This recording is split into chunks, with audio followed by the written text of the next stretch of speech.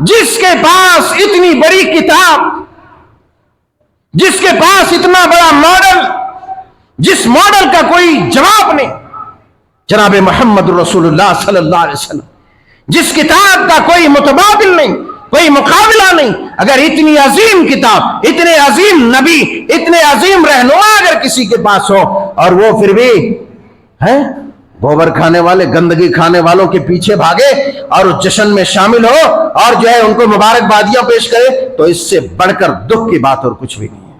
میں گرو مگر تمہاری نسل اگر اسی بددینیت پر تم چلتے رہے تو تمہاری نسل نہ جانے جس طریقے سے رسول اللہ صلی اللہ علیہ وسلم کا فرمان عالی ہے، آپ نے فرمایا کہ ایک وقت آئے گا کہ ایک پورے کے پورے قبیلے بت پرستوں کے ساتھ، مشرکوں کے ساتھ مل جائیں گے۔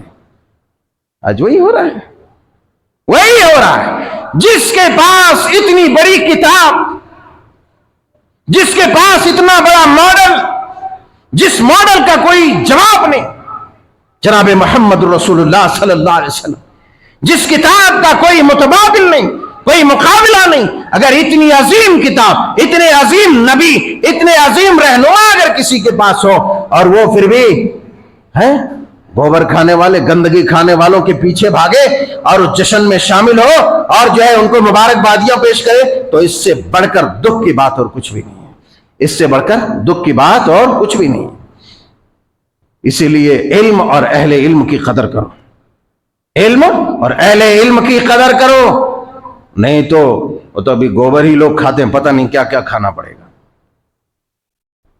اسی لیے اللہ تبارک تعالیٰ نے فرمایا سورہ محمد میں، فَاعْلَمْ أَنَّهُ لَا إِلَهَ إِلَّا اللَّهُ وَاسْتَغْفِرْ لِذَنبِكَ وَلِلْمُؤْمِنِينَ وَالْمُؤْمِنَاتِ۔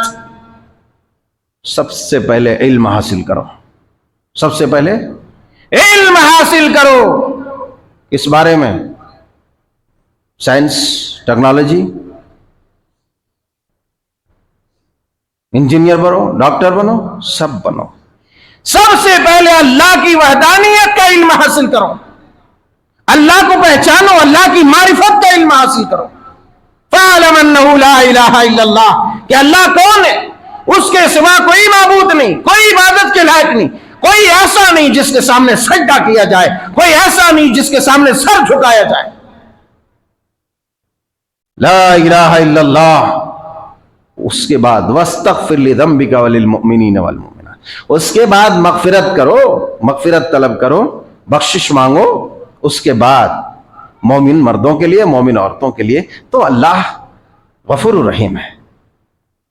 پتہ یہ چلا کہ اگر توحید نہیں ہے ایک انسان کے اندر، توحید نہیں ہے ایک انسان کے اندر، تو اس کی مغفرت بھی نہیں ہے، اس کی مغفرت بھی نہیں ہے۔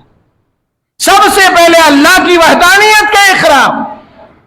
جب اس فارمولے پہ وہ کھرا اتر گیا، یہ اقرار کر لیا، مان لیا، ایمان لے آیا، اب مر رہا ہے تو اس کے لیے استغفار کرو، نہیں تو پوری زندگی قرآن خوانیاں کرتے رہو، اس کے نام پہ اس کو کچھ بھی نہیں ملا۔ وہ پڑھنے والے ہیں قبر میں پڑھنے والے ہیں۔